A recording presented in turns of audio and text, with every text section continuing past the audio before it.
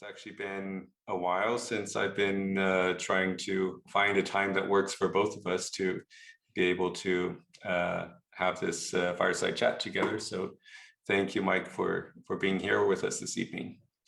Thanks for having me. We usually like to start with going back in time a little bit to understand where you come from. Where were you born? Did you grow up here in Switzerland? Yes, I did. I was born in Bruck, Aargau. Okay. And I spent the first, so I kind of grew from one settlement to the next, almost like a startup. The first place I lived in was like, I don't know, just like 2 or 3 farms, really not even a village with like just 4 or 5 farms, like 50 people or something living there. And then I made my way up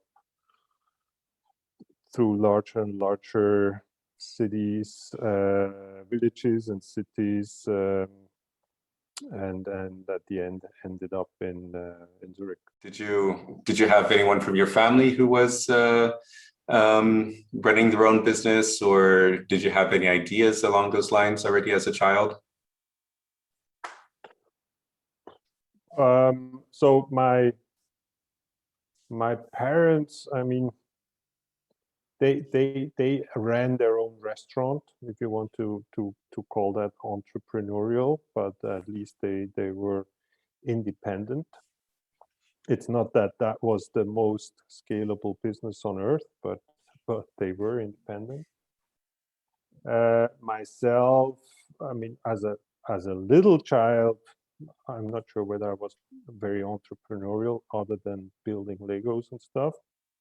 But once I had my first and second and third computer, I started endeavoring in all kinds of entrepreneurial activities, like you know, swapping all kinds of software with other people, and also selling that software. That's maybe how it some of the business-ish activities started. Okay, and how old were you when you got your first computer? I believe I was 11.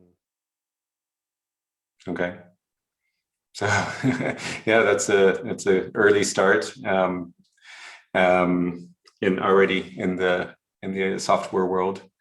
Sometimes we heard from some of our, you know, like you said, some of our other guests, but in school they'd be burning CDs and selling things to their friends. And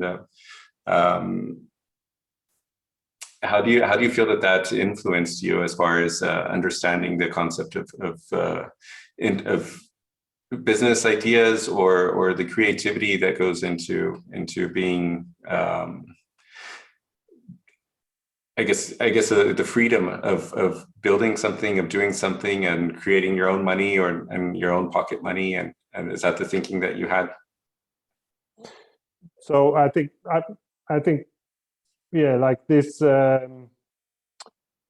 like copying CDs and floppy disks and whatnot, and selling that to other people. That's kind of like a common first stepping stone from what I see. And I think there the driver definitely is to earn your own money and being able to earn money that you can reinvest into better equipment. That's what I did, and most of my friends did. And it was in a way a kind of a natural evolution, because you know, we started swapping all kinds of software, and we got better and better and built our network in Switzerland and internationally. And at some point we were just the people with the most comprehensive and most up-to-date collection of software. So other people wanted to tap into that and were willing to pay for that. So that was definitely a good learning experience. But also, I think what is also a good learning experience, or was a good learning experience, was playing games. I think I was very much into all kinds of like strategy games and economics simulation kind of games, and I think they are also a good learning ground for economic relationships and systems thinking, and thinking about money, and also thinking about game mechanics and incentive mechanisms, and all that kind of stuff, which are topics that I assume still today are not taught that comprehensively in schools. Right. Speaking of school, later on, you did go to the ETH. What did you study there? I studied computer science. I also studied. So you have to do a minor at least when I studied at ETH, and my minor was didactics, so education. So I also have the teacher's diploma. Okay. And how was the experience there? Do you feel that your studies at the ETH affected your the direction you took in business life, or from a business perspective or from an entrepreneurial perspective? I wouldn't say it directed much towards taking an entrepreneurial like path in my life, but it influenced a lot of my thinking. Obviously, I mean it's an engineering discipline, and I think that has a vast impact on how you think and how you think about things and how you build things. So that was really helpful, but it wasn't like business oriented in a narrow sense. Okay. And at that time, were you also working? Did you have a job, or were you employed, or were you running your own business already from that time?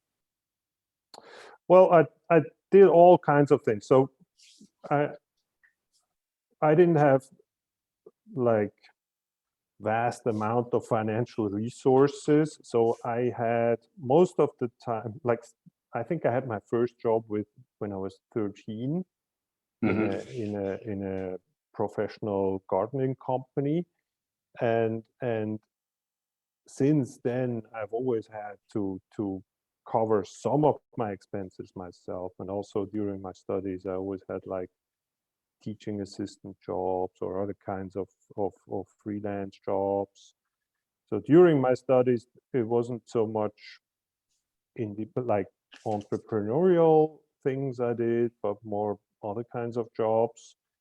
And afterwards, I first had a company around education with a couple of friends, where we did all kinds of consulting jobs and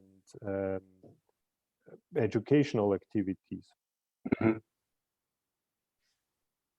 And then when was it that you had the idea around Doodle, and how did that come about, the idea for Doodle? So the first idea and the very first steps were around 2003-ish. Okay. So a long time ago. And story is very straightforward. It was just born out of my own necessity, because I wanted to bring a couple of friends together, and it was my job to coordinate when to meet, and it was this nerve-wracking, arduous experience that made me think, isn't there a more efficient, more straightforward, and more automated way to go about this process? And so I came up with the idea of what later became Doodle, and at some point I started implementing the first prototype, and that's how it all started. And what was it like, or when did you realize that you had a monetizable product or something that's, because I imagine at some point you needed to, were you doing that with co-founders who were, so sort of as a project, or, when did it transition into a company concept as opposed to just a side project? Yeah, so for the first time, it was really a side project. I worked at Doodle at nights and then weekends, and I didn't spend much thought about a business model. I was mostly interested in building it and seeing it grow in terms of users, and I found that very rewarding. And at some point, when I think there were already like, I don't know, 100 or 200,000 monthly users on the site. And I was still doing everything myself, support, further development, I don't know, translations and anything. And I felt, well, this is no longer really feasible as a hobby. I need a little more structure, and I need more people involved. And that's what made me think about what would be a next step to build a team around the project. So I asked my co-founder Paul whether he would be willing to start a company around Doodle, and that's what we did. What is it like or at what point, what was the biggest number of employees that you had, or the team that you had? So as long as I was with Doodle, which was until 2013, I think the max we had was like 12 or 13 people on the payroll. We had a really lean structure and organization. There were a number more on a freelance basis, but like on the direct payroll, it's been 13. Mm-hmm. Well, I guess the reason behind that is because it's always an interesting transition when you go from you and your co-founder to hiring the first person to the second to the fifth to the 10th, and as far as company culture and building a team that you're comfortable with and that you work well with, and as you know, often you spend up more time with your co-founder or with your work than with your own family, and so it's really important to have the right people on board. So how did that go for you? What advice do you have for building up your team? Yeah, it really is a crucial point, obviously, with any startup and with any project in general, I guess, with any long-term project at least. Regarding my co-founder, I was lucky enough that we already shared an office before. So we both, after my studies at ETH, a couple of years later, I went back to ETH as a lecturer, and he was in the same group doing his PhD, and we ended up sharing an office. So we already knew each other for a couple of years and knew what our value systems are and how we work and what our work ethics are and what our strengths and weaknesses are. And it was there was a lot of trust involved as well. So it was pretty clear from day one that this is going to work out well. Mm-hmm. Regarding the team, and that's something I see with many startups. There's always some kinds of changes and turbulences involved. You start building your team, and if you're lucky, you pick the right people, but every now and again you pick people who don't really fit with the other ones, and then you need to change. Also, there's different people who are optimally suited for different stages of a company, and the very early people are maybe not the best people for later on, and vice versa. The thing I tell, I always try to take the drama out of this, and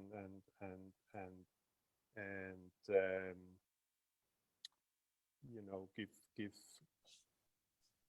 founders a little bit of a good feeling about the fact that there's always this change, and there's always stages in a company when there's people trouble, team trouble. Right.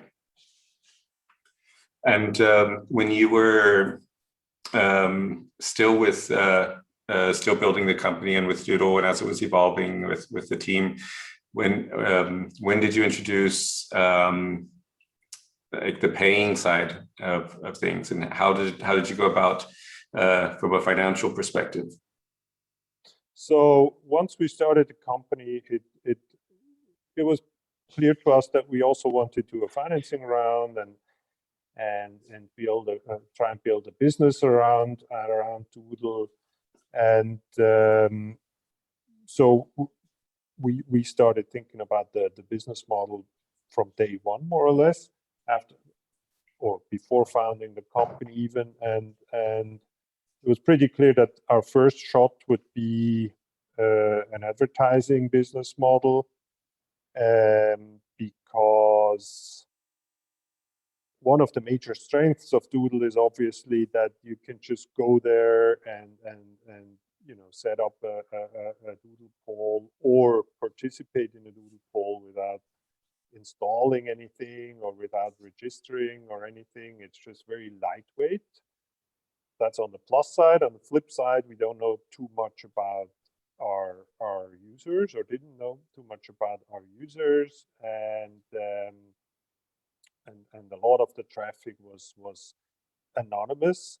So, but we had a lot of traffic. So building an advertising-based model around that was pretty much straightforward. And then, as a second step, we also implemented a premium model that was direct paid and offered additional features. So it was at that time what was typically called a freemium model that we built. Mm-hmm. There's a comment in the chat that's asking about, which is true. You know, there's a lot of pressure around building successful or financially successful startups, which makes sense if you're starting a business. And it makes sense, obviously, if you take on funding. But how do you feel about startup ventures that are not, I guess, not the primary focus is more to create a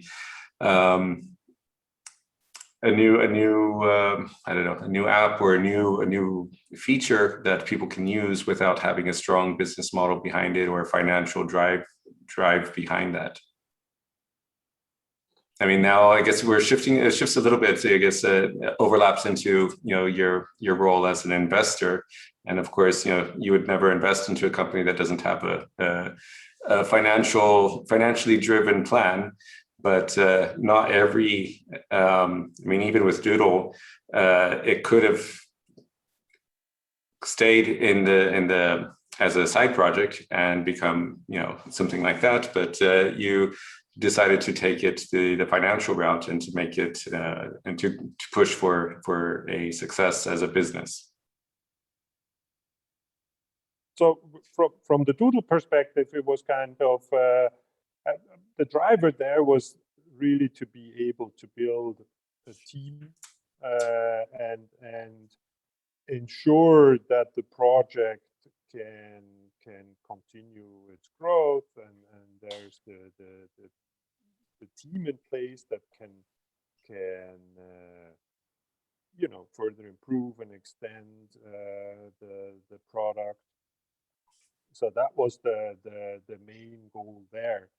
From an investor's point of view,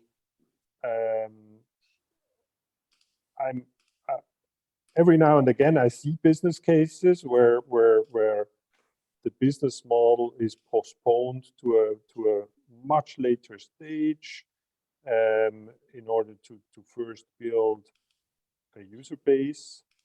And if there's a good reason for that, I'm open to that, and it sometimes makes a lot of sense. But either way, I'd require a sound and solid idea for some promising business model at some point down the road. And during the days of your time at Doodle, what was some of the bigger challenges that you faced, or some major setbacks, or something a difficult moment that you experienced there? And how did you overcome that? Because as you know, in the startup life, there's always big setbacks and sometimes some major fuck ups, and you have to figure out how to keep going. So was there anything that you experienced when building Doodle that you felt you hit a wall, or that you weren't sure if you're going to make it? There were, I think, hundreds of these, and I think on a weekly basis or on a daily basis, or even there's so many smaller and larger challenges with any startup being built that it's hard to count them, or even hard to pinpoint the ones that really stuck out.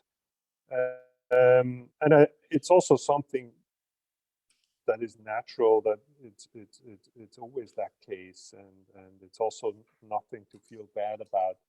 If I had to point something out, and it's something we touched upon already, it's really team building, and I think bringing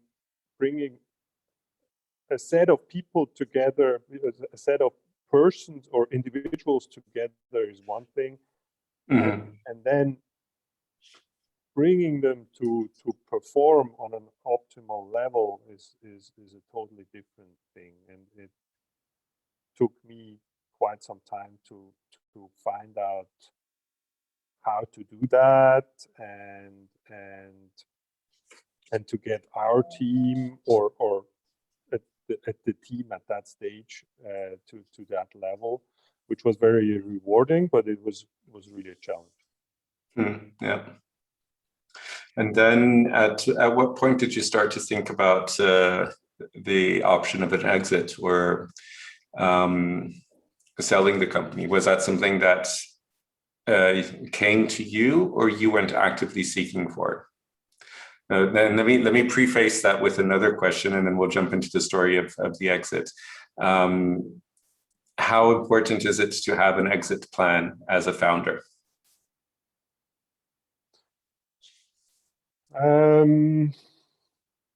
So first of all, fun story. When Paul and I founded the company, we applied for the coaching by, today it's called InnoSwiss. At that time, it was called CDI Startup. And for their coaching process, the first step is a coaching acceptance interview, where a couple of their coaches or a head coach meets with the founders. And that's what we did also. And we spent, I don't know, 1 or 2 hours with them. And they asked us all kinds of questions for which we had better or worse answers. And one of the questions was, what is your exit strategy? And we really both didn't have an idea what they were talking about. We were under the impression they were talking about the euthanasia organization. And then it dawned on us what they meant, and then we came up with some kind of answer. Nowadays, I think it's not the most crucial question. when thinking about investing in a startup. But it's still something that I look into before I invest in a company, because sometimes it's rather seldom the case, but sometimes there are startups that are on a promising path, but it's not really clear what an exit could be, whether there is an exit market for that kind of company. And then the question, of course, is for you as an investor, are you fine with that? Will that be a dividend case at the end? Will it just take much longer, or will you rather not invest because you can't see how the money gets back? It's more of, the question is more pressing with VCs and who have like a fund model with a certain time frame behind, as opposed to maybe private investors. But it can be a relevant question. Yeah. And then so how did that happen with Doodle? So the very blunt answer would be, I knew I wanted to leave Doodle when I did, I don't know, the 4th redesign of Doodle. And I think there's some people in the event here that were with me at that time at Doodle, and I think they know what I'm talking of, because it was just this repetitive moment where you redesign an application that you've redesigned many times before, and you kind of rethink all the things that you've done already. And I felt, I think I'm done with that. So that's maybe the most blunt answer, but certainly one aspect of the decision. Another one was that we received more and more interesting offers, and that's something that started very early on. And the offers that we got, the acquisition offers that we got, they grew more and more interesting in step with the growth of the company itself, especially in terms of users. So they got more and more interesting, and at some point they were interesting enough to really contemplate that.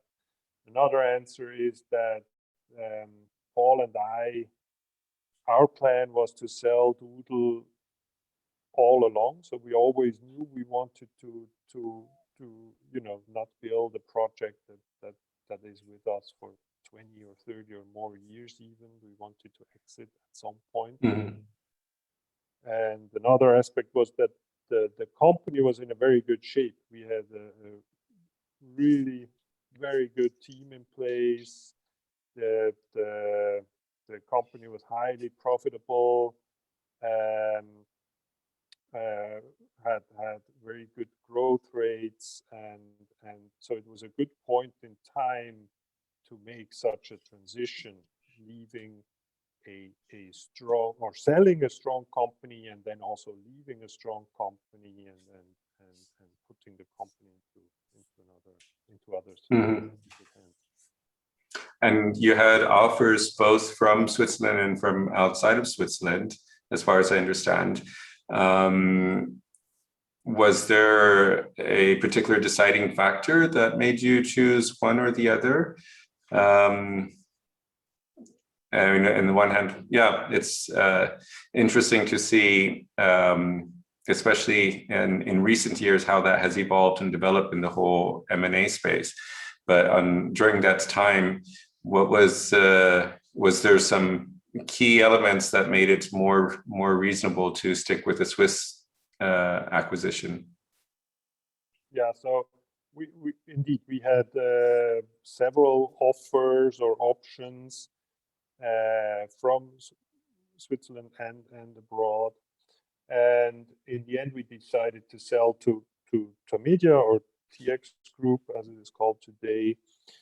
I mean, there's both quantitative and qualitative reasons.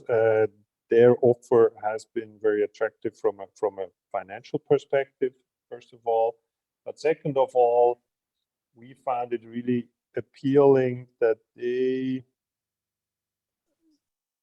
in contrast to some of the other potential buyers, they really wanted to leave the company independent. I mean, fully owned by Tamedia, but as an independent entity, they wanted to leave the brand intact. They wanted to leave the team intact, and not just acquire the team and then keep the engineers and let everybody else go. But they really were interested in the whole company, the product, and everything. And we found that really compelling. And in hindsight, it seems to be seems to have been a valid point, because the company is still there, the product is still there, and if I look at other exits, there are so many exits where companies just vanish after after 1 or 2 or 3 years time, and then Yeah. I think it's nice that it's still around. Yeah. So we have a few questions from our audience. I guess one goes back to the early stage when you were doing it, developing Doodle as a hobby. But how did you go about acquiring your first users? You said that you had 100,000 users or something like that when you were still doing it as a side project. Yeah, 100 or 200, something like 200,000. But how did you first start? Was it just through family and friends and your business network, or did you actually try to promote it? It was the simplest reasons of all, virality. So Doodle is one of those products that are truly viral, and where virality is baked right into the product, because if you use Doodle, you have to be viral and to support that virality, because you set up this poll and then you send this link around to, I don't know, 5 people, 6 people, even 10 people, and a certain number of those convert to other poll initiators, which then again send that link around, and so you have this viral loop that really it took off from day one. So in the very beginning, there wasn't even a name for the application. You had to know the IP address of my computer, but already then you saw that virality, which helped grow the service very much in the beginning. And then after a couple of months, there were a couple of media sites, newspapers, and also productivity blogs in the US who picked up on the service, and that helped a lot to bring the user base to another level, and then it continued growing from that level. But there wasn't much I have done in the beginning. So, and it's more of a I mean, there's so often I see it in the startup world that it's a combination of timing and luck. And it seems like in this case, in the case of Doodle, was really a brilliant idea, with a lucky concept when it comes to its own sort of marketing engine. And back then, not so many people were using this kind of email links, and so it was a very I can imagine it being unique to see something like that. And so it's nowadays we get so many emails and so many links, and no one wants to sign up for yet another another platform. But I think the timing was right, and that created that virality. Yes, and there was a lot of luck involved, as always, with good successes. And I think one of the interesting contributions we had from a technical standpoint was really what you alluded to just now, and what was later called capability URLs. There's even a web standard for that, where you encode some secret or semi-secret or random number in a URL and use that as an authentication mechanism, as a very simple one, so people don't have to log in. That was pretty new at that point. There were not many sites doing that, and Doodle was among the first ones doing that. And I think that was maybe the part that wasn't pure luck, and that's kind of designing the whole application in a way that is as usable and as simple as possible, so as to not stand in the way of this viral loop. Did you hire marketing or business development, or was there a need for that? So one of the questions was related to that when it comes to selling your product. So in your case, as we heard, kind of had a natural growth trajectory, but did you have, your own team and your own developers wearing several hats, some of them doing marketing and some of them developing, or did you actually hire a business development or sales person? So sales was, of course, crucial. In the early days, Paul and I tried to do the sales part, and we were really bad at that. I mean, we sold a little bit, but one of our first hires afterwards was a head of sales, and that was a really, and still is, a very important role. But that was really about monetization. And then in terms of more like marketing, in terms of growth, I think there's two answers to that. We did have a PR/communication/marketing role, where we did all kinds of activities and also a lot of experiments to see how can we support the growth we already have further. One major activity was working with blogs and online magazines and newspapers and stuff, and just try and get the story out. But then also from a growth perspective, the people in product, and especially the product managers, they played an important role as well, because many of the decisions in product development were around, well, how can we further produce more growth than what we see already, thanks to this virality. And there we also worked a lot, or did a lot of experiments in the very beginning around. That was the time when all the major sites offered integration possibilities and application platforms. So we experimented with integrations in Facebook and Zing and other platforms. But that was an important part also in product management. And at what point did you start to delegate more of the responsibilities, and how is that for you as a founder to let go of, this is your baby, something that you cared for personally for so long, and then you started to create a team and you had to start delegating, start letting go of things. What was that like for you? So that started obviously with the first hire. The first non-founding hire, and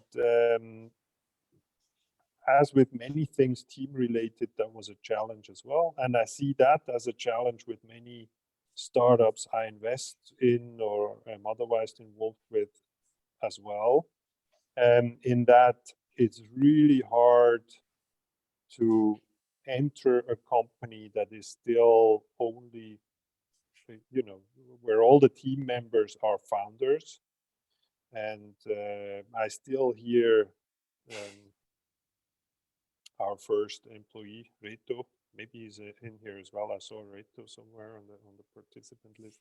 When he complained at some point and said, "Paul and Myke, you two, you are like a married couple. You communicate, without having to talk to each other. You just know what the other one thinks, and it's really hard to get into what you are doing and be a part of the team and contribute and understand." And so for us, that's when we noticed, well, we have to almost like over communicate and communicate things that were clear to the two of us, but just speak them out loudly or write them down, just to let other people participate in the thoughts and the legacy also and the history of the company. And what advice would you give to first-time founders or founders who are in the early stages of their company? That's a question I always find very, very challenging, because to me, that's a bit too generic. Yeah. There's no really meaningful advice I can give that people haven't heard like 1,000 times before. So that's really hard to me. I think, yeah. So I can only like share what the common things are, which are like build an organization that is really able to learn as quickly as possible and is able to iterate quickly. My personal favorite is focus, but that's pretty commonplace as well. But that's something I see time and again. People, spread their energy too thinly over too many places, and it's so crucial to focus your energy, your resources, your money on just 2 or 3 main priorities, especially in the beginning, but maybe all the time. Right. And along those lines, I guess when you look at teams to invest in, or companies to invest in, what is something that that you look for in the team? I look for all kinds of things. Maybe as a bottom line, I look for teams I like to work with, where I get the feeling, well, I could see myself join that team and work with those people, or even for those people. That's definitely a good indication.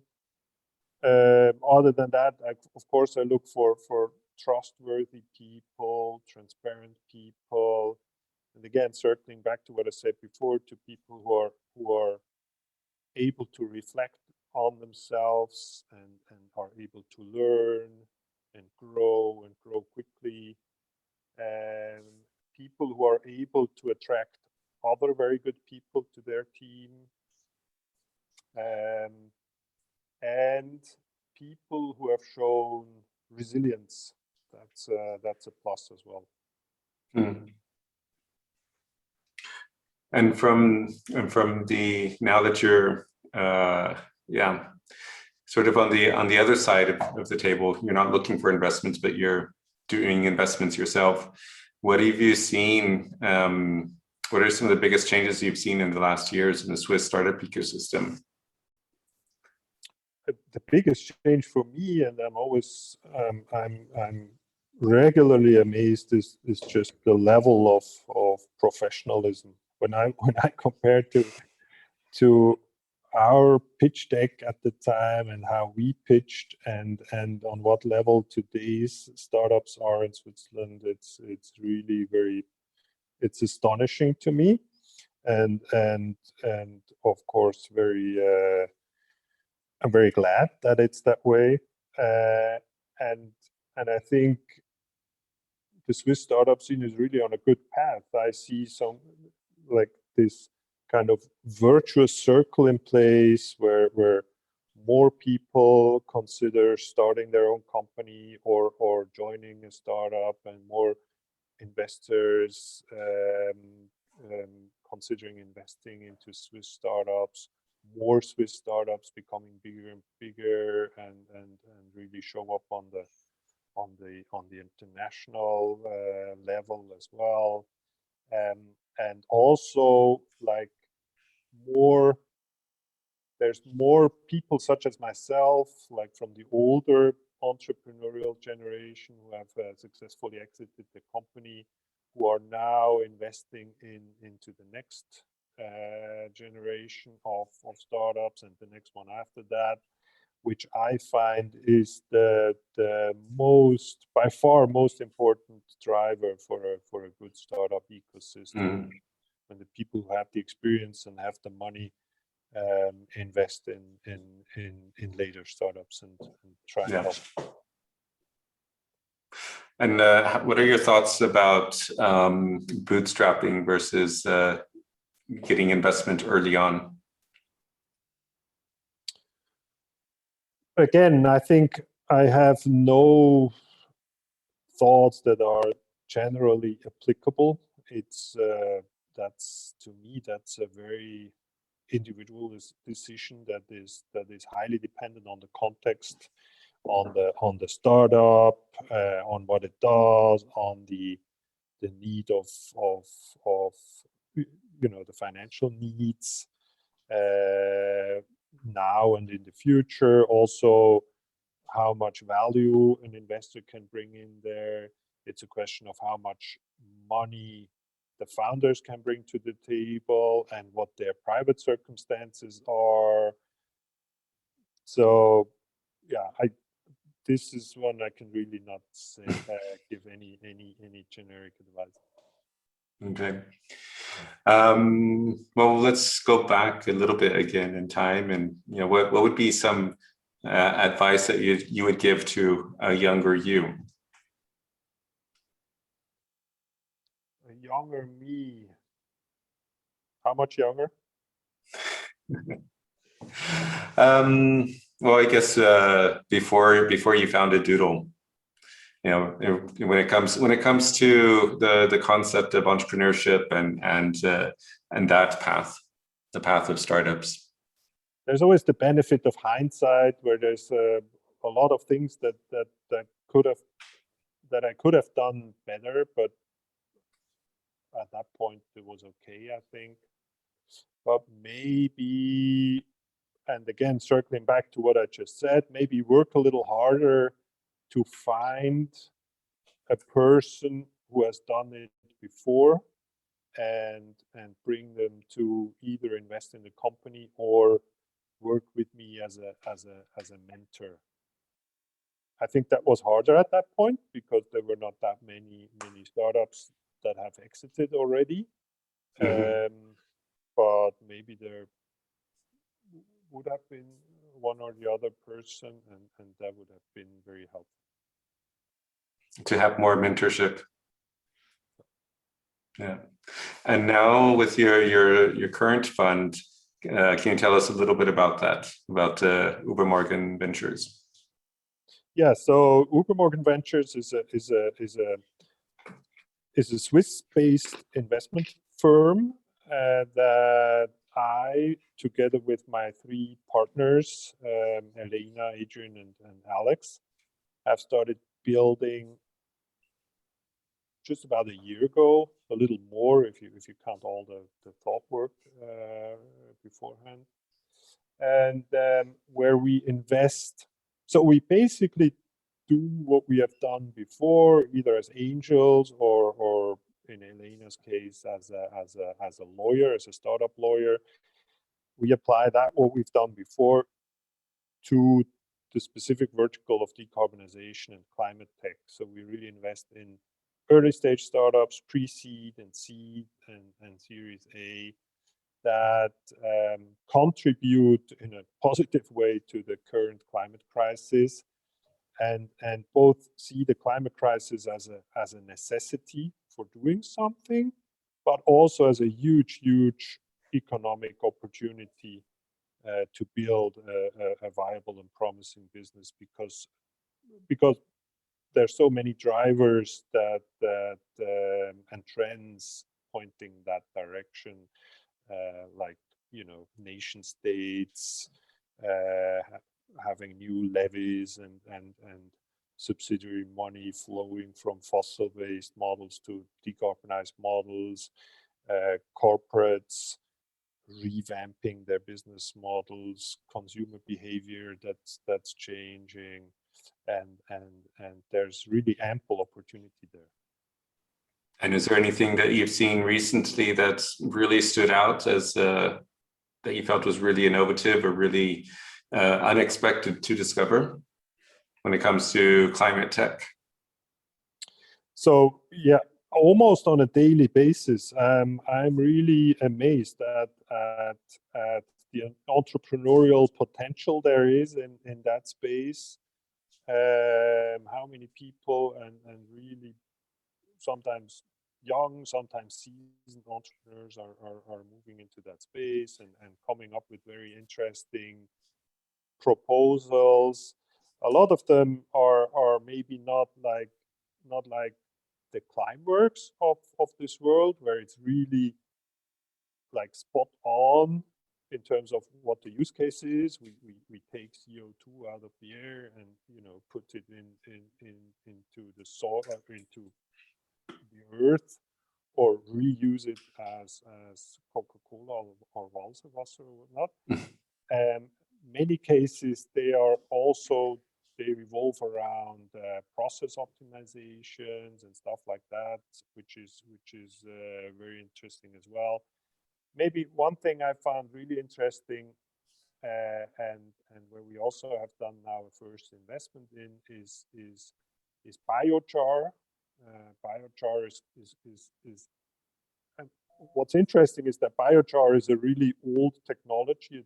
It's an everyday technology, if you even want to call it a technology, but it has a huge CO2 sequestration potential. There's all kinds of startups doing different building or envisioning business models around biochar. And we've done a first investment in a Finnish company called Carboculture. They developed a biochar production plant that is mobile. It is kind of like, it has the size of a shipping container that is put upside on a small side, and with the advantage that you can put it where the feedstock is available and where the consumers of the generated biochar, or in their case, it's activated carbon. It's really with a very high quality that can be used to filter drain water, Right. that can be used. Okay. And then related to, I guess, sort of the everyday topic of the last year, how has the COVID situation affected, with no more in-person meetings, both from the startup perspective, from a personal level, or from an investment perspective? How do you see that impacting you personally, as well as from on a professional level? So maybe on a personal level, I'm in the lucky situation that the impact on me personally is rather low. I can do my work. I mean, I'm obviously used to working in a nomadic fashion and wherever there's internet. Regarding the start, and also with Übermorgen, we have been very used to working in a very remote fashion as well. It has been for Übermorgen, it has even been a little bit of an advantage, because during the fundraising phase, in normal times, people expect you to meet them in person, which adds a lot of overhead. and due to the pandemic, all those peoples and the potential investors, they are now also used to doing business on a virtual or fully digital basis. So that has been an advantage in terms of efficiency. Regarding the startups I'm involved in, I'd say that the majority of all the startups, the impact is rather low. It's mostly around, well, how do we set up our operations? What's the impact on our team and on the office situation?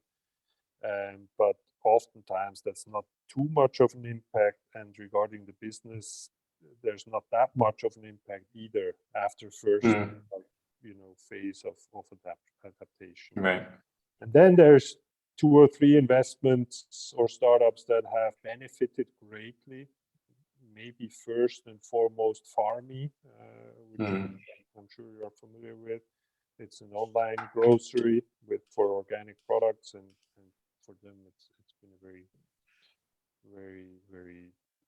they have benefited greatly. And then there's other startups who struggle, mostly those in the travel industry or in the restaurant and gastronomic businesses. Yeah. Okay. We're slowly coming towards the end of the discussion here, so I don't know if there's any more questions from the audience before we wrap up. But it's been interesting, Myke, to hear your journey and the different ups and downs and turns that it took, and what your experience has been so far. I guess one more question, I was thinking back again to the sort of the investment scene.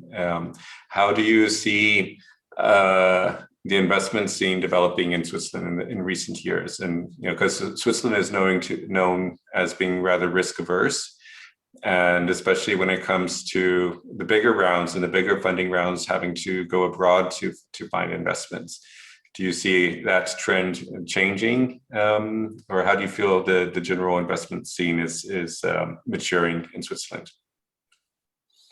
So, first of all, I'm there. I'm not really up to speed with the latest numbers and all, so I couldn't base that on the statistics which are available. So what I say is mostly anecdotal and my own experience. There also, I think Switzerland is evolving. On one hand, there's more international investors, outside investors who really see Switzerland and Swiss startups as viable potential investments. And I have a couple of VCs from the UK and Germany and other places who reach out to me regularly to learn about this or that startups that they researched on their own and wanted to know more. So there's definitely more interest there. But also from within Switzerland,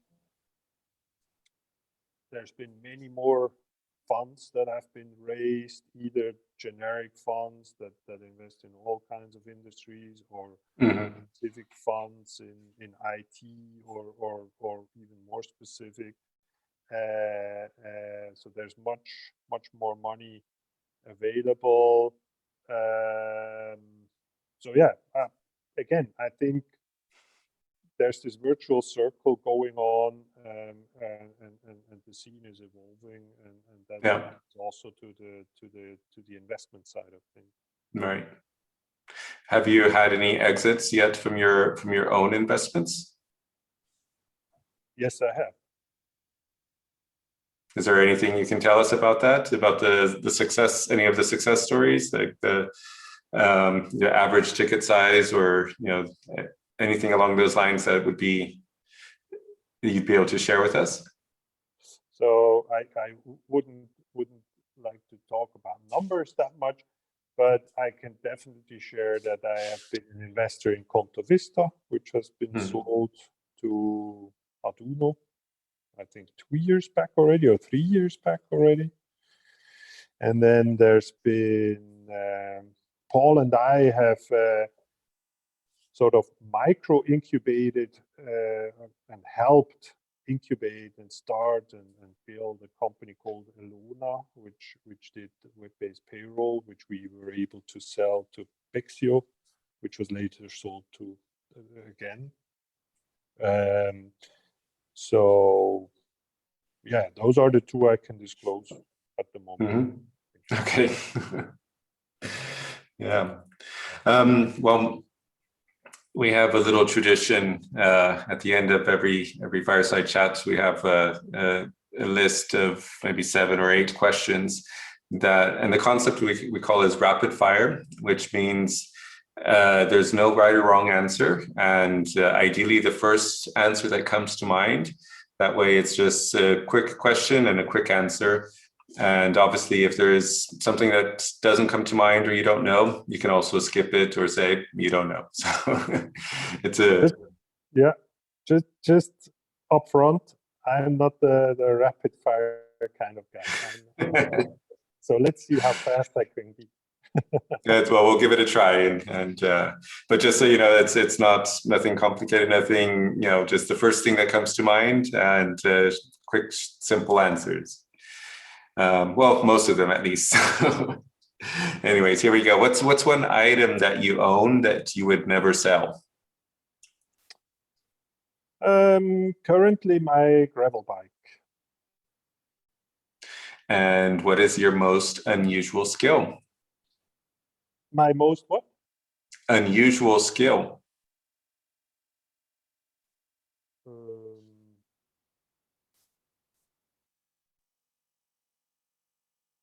don't know.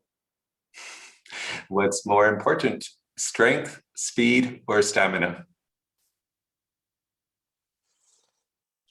Stamina.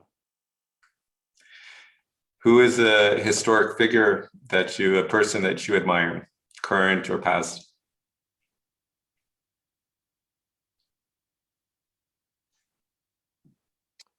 So, yeah, I have no quick answer to that. I'm not the guy who really admires people, but there's many people I try and pick individual skills or aspects and learn from.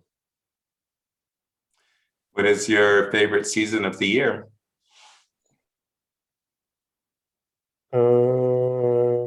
I really like having seasons in general, and I'd rather not live somewhere without seasons.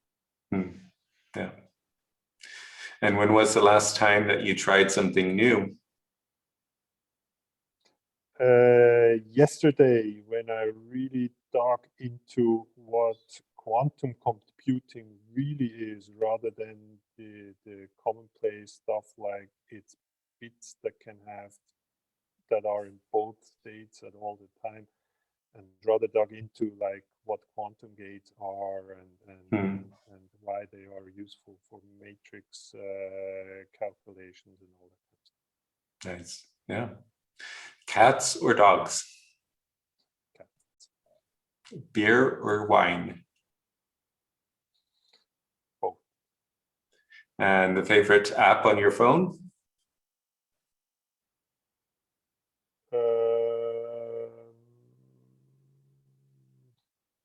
Audible. And what's something on your bucket list?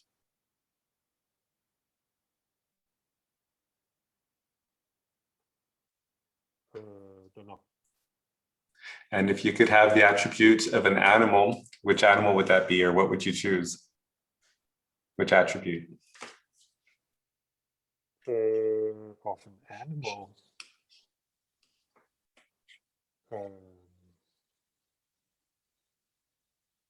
Don't know. Okay, that's fine. But thank you so much, Myke, for being with us this evening and for all the wonderful insights and the time you took to share with us and to answer the questions from our audience.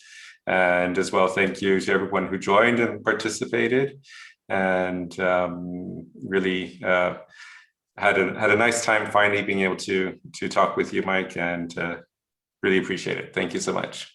Thank you. It's been fun.